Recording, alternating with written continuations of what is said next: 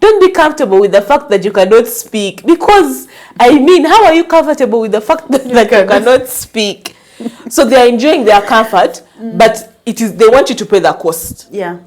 You who is talkative, you have to pay the cost for their comfort of being not expressive, which is wrong. Nothing ever grows in comfort. Okay. Nothing ever grows in comfort. And no dream has ever been built on comfort. I mean, even the people we talk about today, we would not know them if they were comfortable. But look at all the people you aspire to be like. They will tell you that there were actually times where they had to step out of their comfort. And they did not like it. It's not nice. It's not nice to be in that place, but it is forever. You will look back and say, I am glad I stepped out. It was worth it at the end of the day.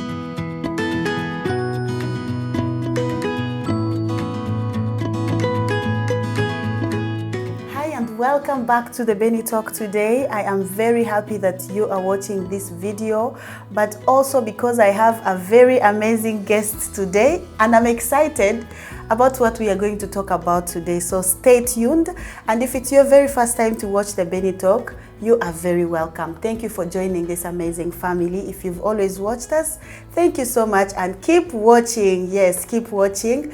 And today we are going to talk about something really important. But before I introduce the topic, I'd like you guys to meet our amazing guest. She's going to tell us about herself, and yeah, you don't have to miss this one. So stay tuned. You are very welcome to the Benny Talk. Thank you. Thank you so much. I am delighted to be hosted at the Benny Talk. Yeah. I am Akello Elizabeth Priscilla, a recent graduate from the School of Law at Akello University.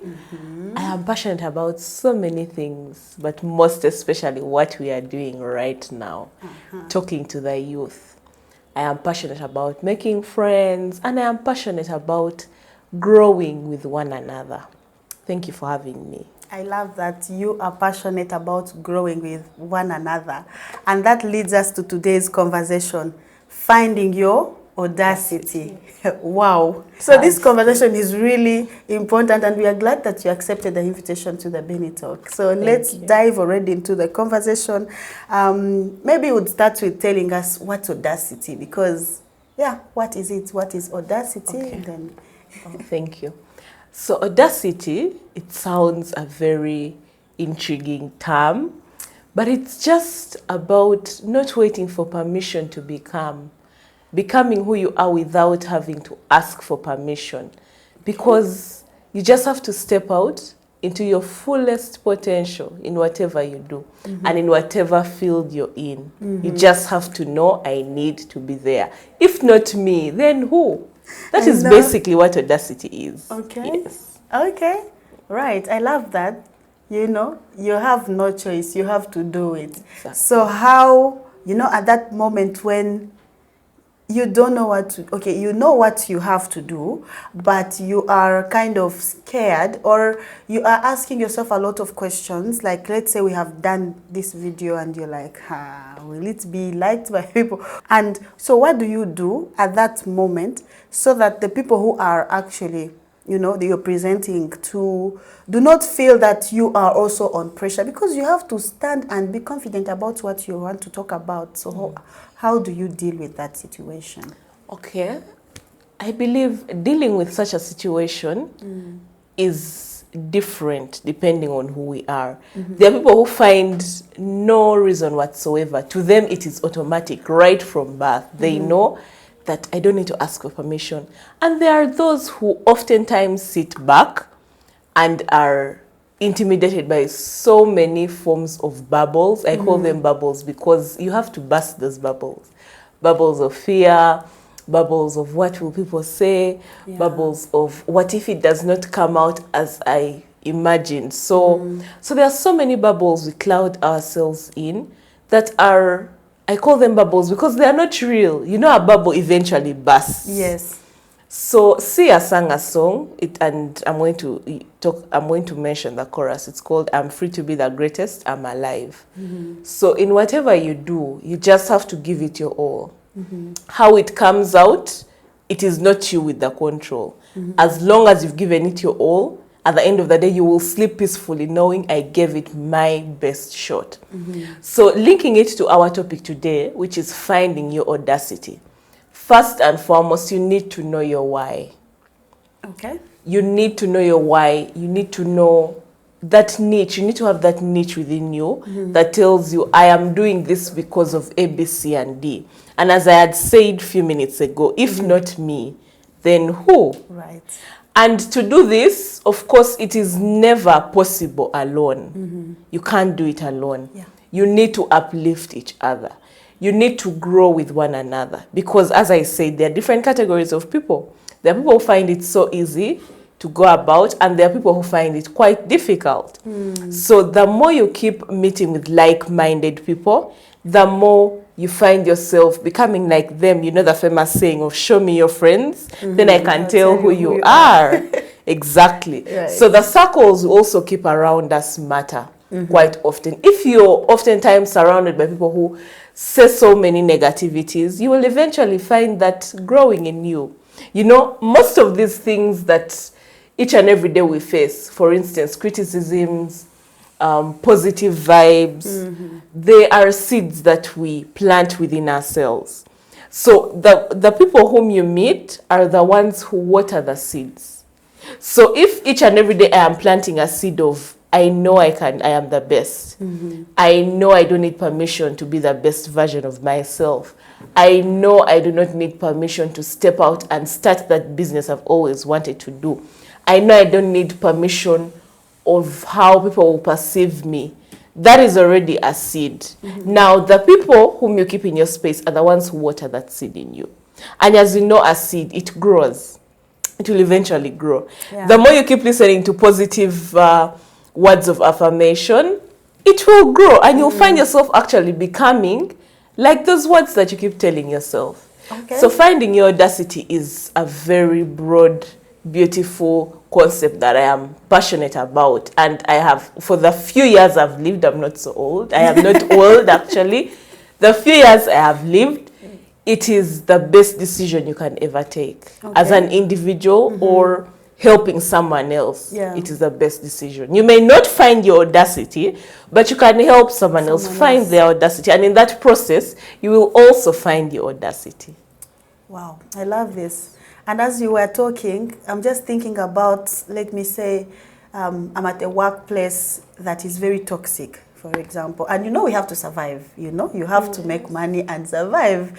And you have that job and you can't just quit, you know. But it's toxic and you know. But the reason why it's toxic, it's because no one believes in you, even not your boss, you know. You try hard, you try to do the best you can. You really try, but no one will ever, anything you do is actually, it's not appreciated, even if you give it your best. How do you deal with such a situation? Because, again, you have to be confident about what you're doing and you have to have your peace. So how do you deal with such a situation? Okay, thank you. Most of us face such situations. You've given an example of work, but it will also be in institutions of learning where you face a scenario that probably you're the one in coursework ever getting the lowest marks. You're the one, the lecturer, you presume the lecturer does not like you. You presume, it's a presumption. Yes, toxicity is real and it happens, but as I said, it's just like a boat on water.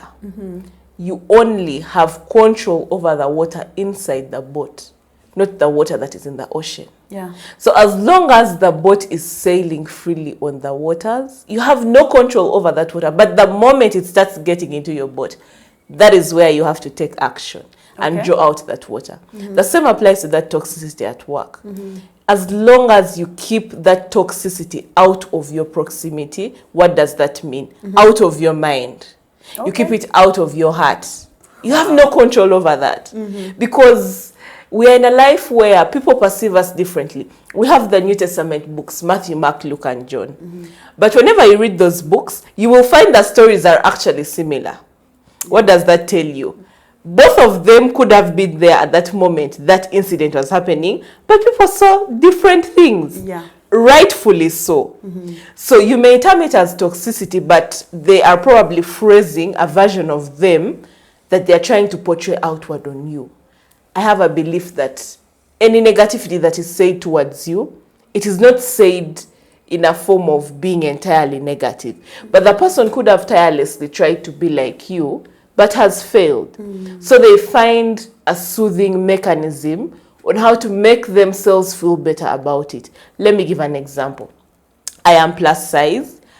If someone approaches me and says, you're plus size, you need to work on your weight and all, there are high chances that she or he could have tried to be like me, could have tried to get the weight, but unfortunately, they've been unable to do it. Yeah. So in order to make them feel good about themselves, they will try to portray it on you and say, you have to lose it to become like them, but yet in actual sense, they try to be like you. Right.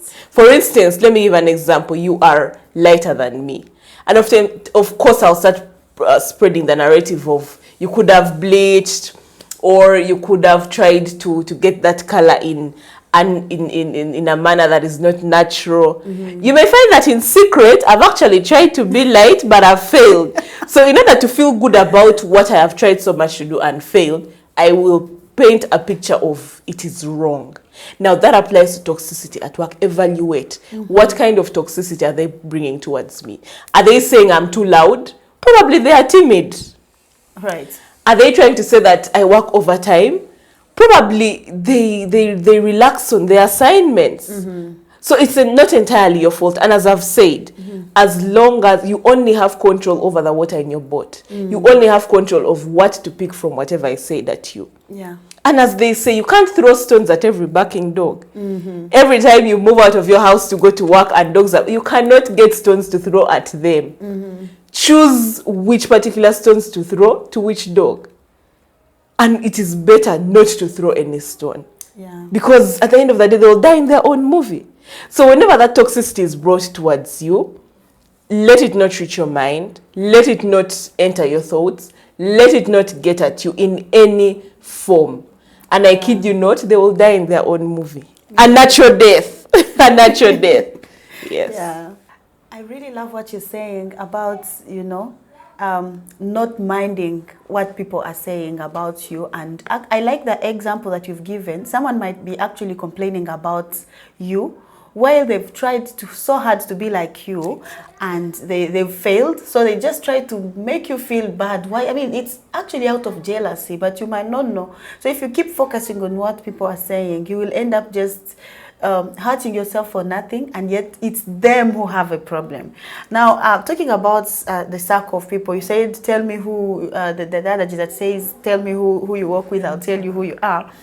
I want you to now advise someone who is in that situation. She or he maybe is in a circle of people who keep bullying her, and those are his friends or her friends. Because this is real. Like, they keep bullying you, they keep not encouraging you in everything you're doing, and they kind of just keep pulling you back, and that is the people you are with. Is it okay for you to maybe just break it all and stop that relationship with them? Or what do you do in that situation? Yeah. Okay. First and foremost, the moment you realize the kind of situation you're in, I believe that is the first step towards addressing that problem. The hardest thing is living in denial. The moment you choose to live in denial, you are slowly killing yourself. So people who are in circles of toxicity, the moment they realize and they know that they are in a toxic friendship or a toxic relationship or a toxic workplace, that is the first step towards them getting out of this toxicity. So, for instance, your case, let me give an example. I met Benit at an event in Eureka Place. And the moment I was in that room, I already had the instinct that the people who are here are like-minded, just as I am. Yeah. And lo and behold, the rest is history. Here we are now today. Yeah. So the moment you realize that kind of toxicity, step away from it as fast as possible. And the moment you step out of it, do not leave them there. Because as the saying goes, on your way up, you always need the people down, because you never know, you may need them on your way down again. Because you know the law of gravity, what goes up eventually has to come down. So when you come down, you need those people at the bottom, so as you call them. Exactly. Don't break and don't cut them off.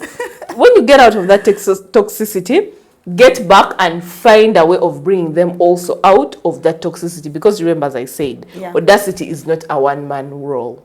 It is a role of very many people around us. It is a role of our friends. It is a role of family. It is a role of everyone in our lives. The beauty with us is that no man is an island. That is the advantage we have. So we need everybody in whatever form they are, whether they are broken, whether they haven't yet realized their potential. Some could be toxic and they do not know they are toxic. They are just being them. You get my point? They don't have that self-revelation of what I'm doing could hurt somebody, or what I'm saying could annoy someone. So you don't have to always take the blame game card. Don't always opt for that card first. First opt for the card of understanding why. Now, what do you say about the people who, let me say you are in a team and there's this person who is always like this person who is always the one to speak, the one to, you know, like it's like he or she knows everything around, and the rest just, if you're not confident enough, you end up, you know, not saying anything. The right example is where we met. I know we were there, there was an opportunity for everyone to talk, but not everyone spoke. And now what I want to say is, let me say you have, that's one of your team members, maybe at work and all that, and what would you say about people who say that that kind of behavior is wanting to show off? What is the difference between that and maybe just being confident, or maybe just being yourself? So, as I said, the people who will come out and say you're wanting to show off, they've already identified their problem. They are not as loud as you are. You get my point? They've already realized that, oh, this is the person I've always wanted to be like. And she or he is right here in my face. So let me use this opportunity either to be like her or to bring her down by telling her you're too loud. By telling her you talk so much. You get my point? But as I said, you don't always pass the blame game. They may be saying that because they do not even know that what they are saying is not right. I am talking not because I want to show off, but because I am passionate about it and because I know what I'm saying. I know what I'm talking about. So for such cases, I first and foremost, to them who are not able to fully express themselves, they ought to first, the moment they realize they cannot do that, they can take a step towards befriending this person who they presume is very talkative. They can take that step, befriend the person. Or if they are too proud to do that because they feel their ego will be they feel their ego will be tampered with. If they are too proud to do that, work on it in secret. Work on it in private. Give yourselves, you know, people who talk to trees. There are people who talk to trees for courage purposes. They'll come out and tell you, trees I am. They'll come out and tell you, I used to struggle with speaking out in public, but I started talking to trees, and eventually my confidence came up. There are examples of people, I've had people who say that. And there are also other people who will say, oh, when you're talking in a crowd, don't look into their eyes, look over their heads. You've had that, right? So they can also take those steps in private. And they should get out of their comfort zone. Don't be comfortable with the fact that you cannot speak, because, I mean, how are you comfortable with the fact that you cannot speak? So they are enjoying their comfort, but they want you to pay the cost. You who is talkative, you have to pay the cost for their comfort of being not expressive, which is wrong. So the first step to get out of that is for them to realize, or you could help them realize, if they are the same people who come to your face and tell you, Bennett, you're too talkative, you want to show us that you know so much, it's not true. if the moment they come to you that way, you know, oh, this person has a problem. You can also take the initiative to bring them close. You know, that's as the saying goes. Keep your friends close, but your enemies closer. These are not your enemies, as you are aware of. So these are people with their weaknesses. Right. I think I should rephrase that for this case by saying, keep your friends or people with their strength close, and keep people with weaknesses closer. So when you get them closer, you can start by helping them. And at the end of the day, you realize they're actually not your enemies. You realize they're not your haters. And they'll come out and confess and actually tell you that, you know, I've been fighting to be like you, but I realized at the end of that day, they'll tell you, I've been fighting to be like you, but I've failed. I've always tried to speak up. Somehow they shut me up. And seeing that you are very confident and outgoing, I really felt I did not be like you. That is why I was saying all the things. But in actual sense, I don't like you. I kid you not, they will confess. They will confess. But as I say, you don't have control over what people say. At you back to my boat. Right. You don't have control over the water outside your boat. Keep that water outside your boat and use it to sail over to the other side. Yes. What do we say then for an introvert? Like for them, they are just like that. They would say, this is just how I am. I don't talk to people. They are in their comfort zone, which is wrong. Nothing ever grows in comfort. Okay. Nothing ever grows in comfort. And no dream has ever been built on comfort. I mean, even the people we talk about today, we would not know them if they were comfortable. A very good example is Nelson Mandela. If he did not step up and say that, for this cause I am willing to die, and he went to prison for all those 27 years, we would not celebrate such a hero. Yeah. So nothing ever grows in comfort. Look at all the people you aspire to be like. They will tell you that there were actually times where they had to step out of their comfort. And they did not like it. It's not nice. It's not nice to be in that place, but it is forever. You will look back and say, I am glad I stepped out. It was worth it at the end of the day. Yeah. So for people in that case, I think if you come across them, tell them nothing ever grows in comfort. They either step out and grab those opportunities, or sit back and look at those opportunities past them. Yeah. And at the end of the day, they go to their rooms, kneel down and say, God does not remember them. Yeah. But he has given us all these things. I believe God has put so much that favors us human beings. But as we said, we are too comfortable. Yeah. We are too comfortable, and it is wrong. Yeah. It is wrong. Nothing ever grows in comfort. True. So anyone out there who is an introvert, or you're still finding challenges to step out into your audacity, to step out into your full potential, I should tell you that there are people just like you. You're never alone. Yeah. All the situations we face in life, you are never alone. So just step out, look for a like-minded person, not a fellow introvert, and then you all just drown in that whole introvert space. No, look for someone who challenges you. Yeah. Because each and every day, if you're given a chance to have the easier path and the difficult path, choose the difficult path. Because that is where you will learn how to overcome challenges. That is where you will learn how to find solutions to the problems you're facing. And you will also help others learn. I mean, that is the whole essence of who we are. I am because you are. Right. Yes. Wow. I really love how you have ended this. And actually, I've remembered when you were talking about not being comfortable. And I think there are a lot of opportunities out there, and it's us who sometimes we're just too comfortable.